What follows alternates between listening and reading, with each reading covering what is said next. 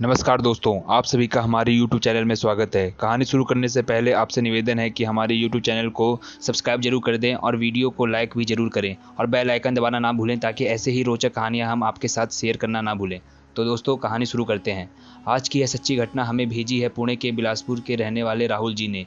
राहुल जी पुणे के बिलासपुर के रहने वाले हैं और दोस्तों, यह सच्ची घटना एक ऐसे गरीब व्यक्ति की है जिसने पुणे में कर्फ्यू की वजह से काफ़ी नुकसान को झेला, जिसके बाद धीरे धीरे करके उसके परिवार की आर्थिक स्थिति काफ़ी ख़राब हो गई और उनका परिवार सड़क पर आ गया। उनका इतना बुरा समय आ गया था कि ना ही उनके पास रहने के लिए घर था और ना ही उनके पास खाने के लिए खाना।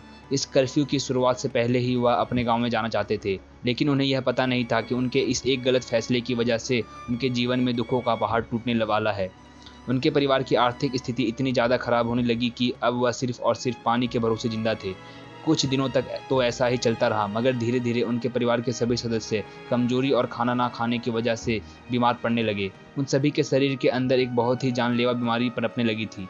अगर बहुत जल्द वह अपने परिवार के लिए खाने का इंतजाम नहीं कर पाए तो उनके परिवार के सभी सदस्य उस जानलेवा बीमारी से ग्रस्त होकर अपने प्राणों को त्याग देंगे।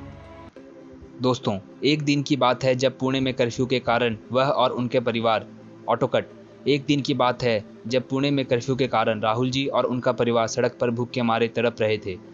पुणे में कर्फ्यू होने के कारण कोई भी व्यक्ति अपने घर से बाहर नहीं निकल रहा था और यही एक वजह थी जिसके कारण कोई उनकी मदद भी नहीं कर पा रहा था।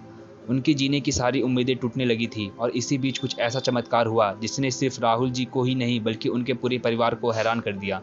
दोस्तों, अगर उस दिन वह चमत्कार नहीं होता तो शायद आज राहुल जी जीवित नहीं होते। हाँ दोस्तों, आप इसे हनुमान जी का चमत्कार बोलें या सिर्फ एक संयोग, मगर बात इस प्रकार से हुई।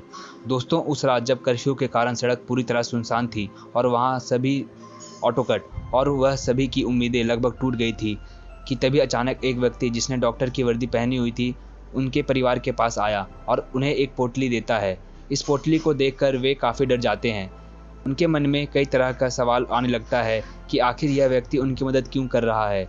इस सुनसान रात में आखिर एक डॉक्टर कहां से आया और जिसे ना वे जानते हैं और ना ही वह उन्हें जानता है, और फिर भी वह उनकी मदद क्यों कर रहा है, जिसे उन्होंने धन्यवाद बोलकर मना कर दिया। जिसके बाद वह व्यक्ति वहां से जाने लगा और जाते जाते एक बात बोल गया। उस व्यक्ति ने कहा कि क्या आप मुझे अपनी सेवा का जरा भी अधिकार नहीं दे सकते?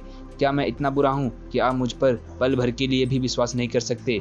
शायद मुझे उस ईश्वर ने आपकी मदद के लिए भेजा हो। क्या आप उस ईश्वर पर भी विश्वास नहीं करते? उस व्यक्ति के दयालु भरे वाक्य सुनकर उनके परिवार के मन में करुणा के भाव उमड़ पड़े और उस पोटली को उन्होंने स्वीकार कर लिया। दोस्तों, जब उन्होंने इस पोटली को खोला तो उन सबके होश ही उड़ गए। इस पोटली के अंदर इतने सारे पैसे और खाने का सामान था कि इसे शब्दों में बयां करना मुश्किल था।